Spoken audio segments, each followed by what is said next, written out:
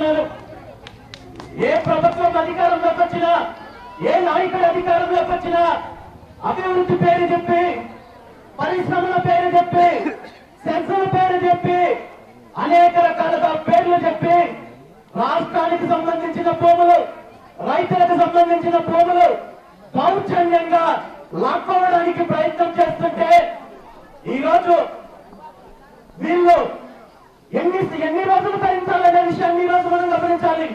గతంలో మనం చూసాము, ఈ రాష్ట్రంలో సెన్సుల పేరు చెప్పి, అదేవిధంగా నిర్చు లాంటి ఇదే ప్రాంతంలో అనేక రకాలుగా పేర్లు చెప్పి వేల ఎకరాలు, లక్షల ఎకరాలు భూములు సేకరించారు. బలవంతంగా రైతుల దగ్గర నుండి కొల్లగొట్టారు తప్ప నిజంగా పరిశ్రమలు వచ్చాయా, నిజంగా అక్కడ ఉపాధి ఉద్యోగ అవకాశాలు కల్పించారా అనే విషయాన్ని కూడా మనం గమనించాలి.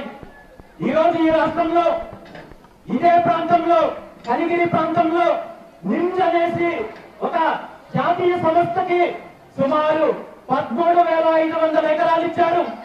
ఇది 2013లో కనీసము సుమారు 12 సంవత్సరాల క్రితం సేకరించారు. ఇప్పటి వరకు అక్కడ ఒక్క పరిశ్రమ కానీ, ఒక కంపెనీ కానీ, ఏ ఒక్కరికి ఉద్యోగం కానీ రాలేదు. అదేవిధంగా కావలి ప్రాంతంలో ఇక్కడ సెన్స్ ఏర్పాటు చేశారు, అక్కడ అభివృద్ధి జరగలేదు. అదేవిధంగా ఈ రాష్ట్రంలో అనేక చోట్ల ఈ రోజు లేపాక్షి సెన్స్ ఏర్పాటు చేశారు. 8,800 ఎకరాలు తీసుకున్నారు. ఇప్పటి వరకు ఒక్క వ్యక్తికి ఉద్యోగం కానీ, ఉపాధి కానీ, ఒక పరిశ్రమ కానీ రాలేదు. ఈ విధంగా సెన్సుల పేరు చెప్పి, పరిశ్రమల పేరు చెప్పి, అభివృద్ధి పేరు చెప్పి రైతుల దగ్గర లక్షలాది ఎకరాలు తీసుకొని వీళ్ళు చేస్తున్నది ఏమంటే మీ ద్వారా బలవంతంగా సేకరించిన భూములను బ్యాంకుల్లో తాకట్టు పెట్టి వేల ఎకరాలు కాజేసి అవినీతి చేసే కార్యక్రమం చేస్తున్నారు తప్ప ఏ ఒక్క చోట పరిశ్రమలు రాలేదు.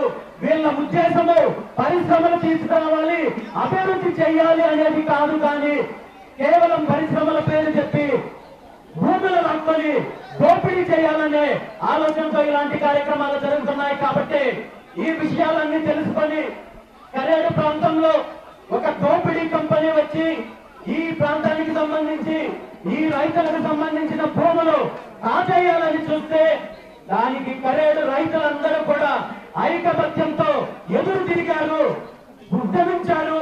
మేము ఇవ్వము, మా భూములు మాకు కావాలని చెప్పి ఎదురు తిరిగితే అనేక రకాలుగా వ్యవస్థలను అడ్డం పెట్టుకొని, అధికారాన్ని అడ్డం పెట్టుకొని భయప్రాంతం